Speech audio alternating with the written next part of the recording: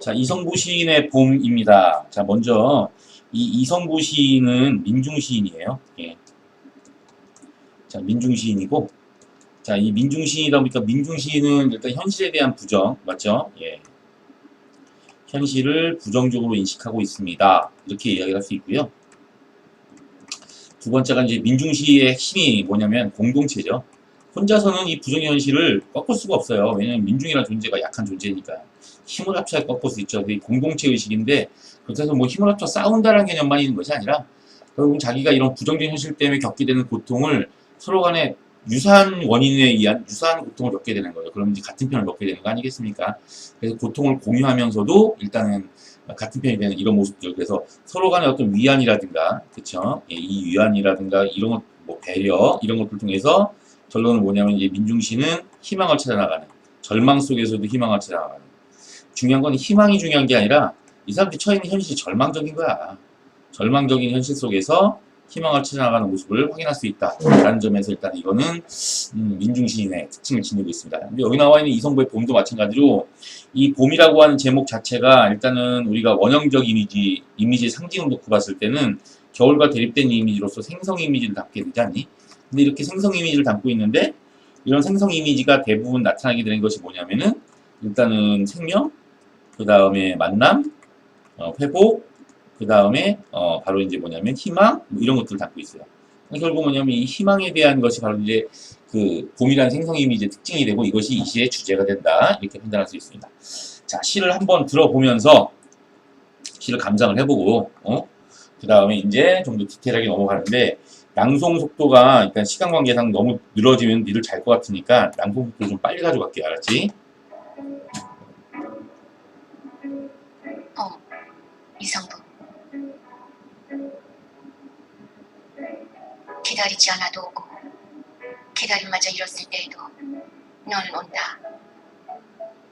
어디 뻘밭 구석이거나 썩은 물웅덩이 같은 데를 기웃거리다가 한눈 좀 팔고 싸움도 한판 하고 지쳐 나적빠져 있다가 다급한 사연 듣고 달려간 바람이 흔들어 깨우면 눈 부비며 너는 더디게 온다. 더디게 마침내 올 것이 온다. 너를 보면 눈부셔 일어나 맞이할 수가 없다. 입을 열어 외치지만 소리는 굳어. 나는 아무것도 미리 알릴 수가 없다. 가까스로 두 팔을 벌려 껴안아보는 너, 먼 데서 이기고 돌아온 사람아. 껐어 이제. 자, 좀 약간 좀 그렇죠. 예, 그래도 이제 한번 읽어봤으니까 이 내용을 보게 되면 먼저 기다리지 않아도 오고 그 다음에 기다림마저 잃었을 때도 너는 온다라고 나와 있어요. 일단은 여기서 보시게 되면 너는 반드시 온다라는 거죠. 일종의 필연성에 대한 얘기인데요. 지금 이 봄이라고 하는 것을 끌어들인 이유가 왜 그러냐면 이 봄은 일단 자연이죠. 결국 뭐냐면 자연의 섭리를 말하고 싶은 거야. 자연의 섭리라고 하는 부분은 어떠한 환경에서도 변치 않고 이루어지는 게 자연의 섭리가 되는 거죠. 그러니까 자연의 섭리는 뭐를 지니냐면 필연성을 지니고 있는 겁니다. 결론을 얘기하면 결국 뭐냐면 이 필연성은 또 뭘로 연결되냐면 당일성으로 연결이 되는 거죠. 필연성이란 말은 반드시 이루어집니다가 필연성이 되고요. 당일성은 마땅히 이루어져야 합니다라고 하는 겁니다. 결국 뭐냐면 새로운 세계, 즉 현실의 부정적인 면모가 극복된 희망적인 세계는 희망의 실현은 반드시 이루어질 것이고 또 반드시 이루어져야 한다라고 하는 메시지를 전달하는 게 바로 이제 이런 자연의 섭리를 끌어들이는 것에 해당이 되는 거죠. 그래서 이 부분을 여러분들 꼭 기억해 두셔야 되는 거죠. 이렇게 보시고요. 자, 여기서 보실 때 일단은 뭐가 나오냐면 기다림마저 기다리지 않아도 오고 일종의 포기가 되는 거죠. 그러니까 망각이라든가 아니면 포기, 체념일 때도 이 새로운 시대는 올 수 있고 기다림마저 잃었을 때라는 말이 나오는데 이때는 뭐가 되는 거냐면 절망, 좌절. 그러니까 좌절의 시기에서도 당연히 희망이 온다는 얘기야. 선생님이 아까 이게 뭐라고 했어요? 이 민중시는요 절망 속에서도 결국 뭐가 돼요? 예, 당연히 희망이 나타나게 되는 이런 모습들을 보이고 있다는 얘기하는 거 하지 않았습니까? 바로 이제 이 부분을 얘기하는 겁니다. 어디 뻘밭 구석이나 썩은 물웅덩이 같은 데 할 때요. 이 뻘밭 구석이나 이 썩은 물엉덩이 같은 경우에는 일단은 시련을 약간은 좀 뭐냐면 우스꽝스럽게 표현을 하고 있는 겁니다. 여러분, 봄이 올 때 오는데 그냥 순탄하게 오는 것이 아니라 뭔가 함정이라든가 장애물을 거쳐서 온다라는 얘기가 되는 것이고요. 그런 어떤 새로운 시대가 도래할 때는 그냥 오는 게 아니잖아요. 지금도 보십시오, 얘들아. 일단 진보 진영이 그렇게 많이 잡았는데도 불구하고 최후에 몇 년 동안 지금 이 수구 세력들, 친일 세력들이 발악을 하고 있는 우리나라의 상황만 보더라도 그냥은 새로운 세계는 안 온다. 이런 얘기를 하는 거죠. 그러니까 여기를 보시는 것도 마찬가지로 어디 뻘밭구석이거나 썩은 무릉덩이 같은 데를 기웃거리다가 심지어는 뭐냐면 한눈 좀 팔고 싸움도 좀 한판 하고 이런 말이 나와요.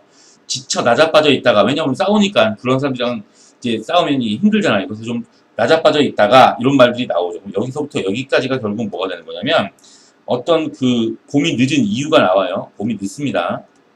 봄이 늦어요. 늦은 이유가 나오게 되고 그 이유가 뭐냐면은 시련의 극복이죠.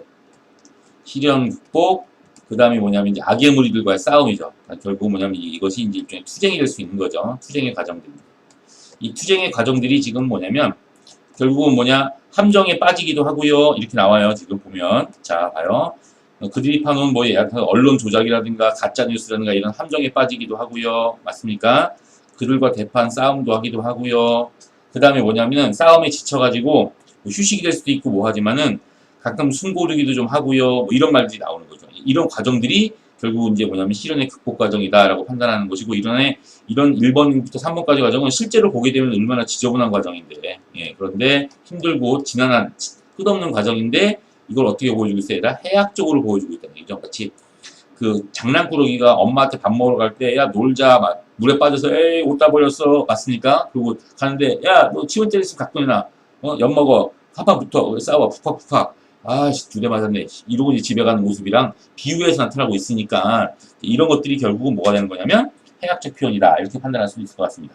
자 그래서 이렇게 시련을 극복해 하나둘씩 극복해 가고 또 시련에 지치기도 하고 이러면서 천천히 가고 있는데 결국 이 과정에서 뭐냐면 다급한 사연을 들고 달려간 바람이 있으면 이 바람을 또 뭐예요? 의인화시켰죠.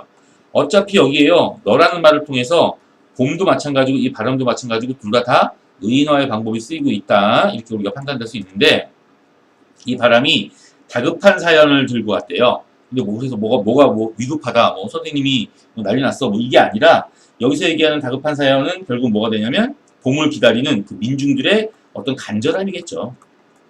그렇죠? 간절함. 그렇죠? 그 간절한 기다림의 사연을 들고 더 이상은 못 참겠어. 이 사회에서는 이런 내용들을 듣고 자 바람이 이 낮아빠져 있는 봄을 흔들어 깨우면 눈 부비며 너 봄은 더디게 온다라고 해서 더디게 오는 이유가 왜래요? 시련을 극복하다가 더디게 왔습니다라고 하는 거죠. 더디게 마침내 올 곳이 온다 해서 더디게와 마침내가 오죠. 그러니까 결국 뭐냐면 이 새로운 세계는 니들 생각만큼 금방 오지 않아. 더디게. 맞습니까? 하지만 반드시 와. 마침내. 이게 되는 거죠. 그래서 결국 이 마침내에서 나타나게 되는 게 결국 뭐가 되는 겁니까? 당연히 필연성이 되는 거죠.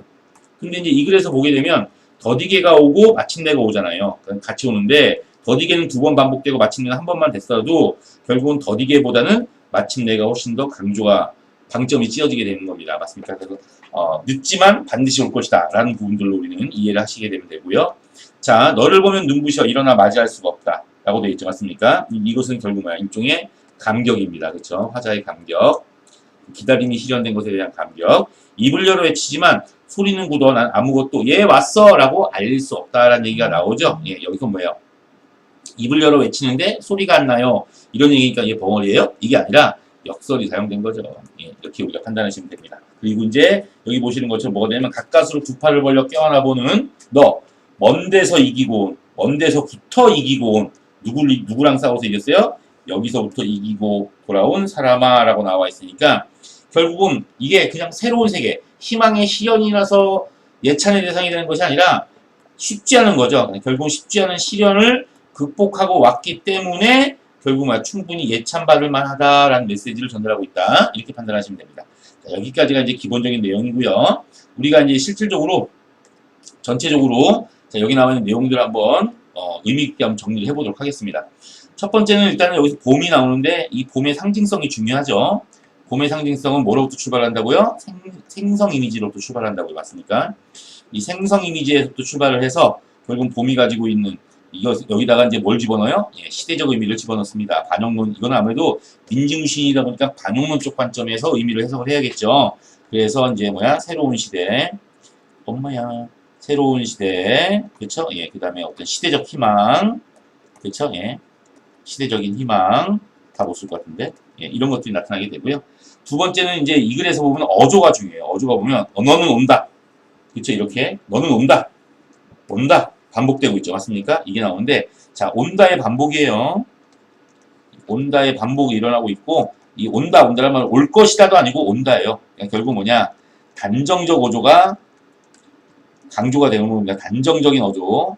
그래서 단정적 어조라는 말은 결국 뭐냐면 어떤 확신, 맞죠? 신념, 뭐 이런 걸 보여주게 돼 있는데, 결국 이 확신이나 신념이 결국 반복과 단정적 어조, 즉 단정적 어조의 반복을 통해서 강조되고 있습니다. 이렇게 얘기하는 거죠. 예. 그 다음에 이제 세 번째는 우리가 뻔한 얘기죠. 여기서는 뭐가 사용돼요?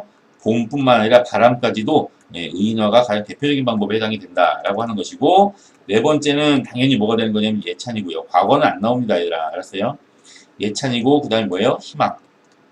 예찬과 희망을 주된 정서를 가지고 있고, 자, 이제 주제 정리합니다. 그럼 결국 뭐냐면, 봄이 도래할 것이죠. 얘들아. 봄의 도래를 확신하고 있습니다.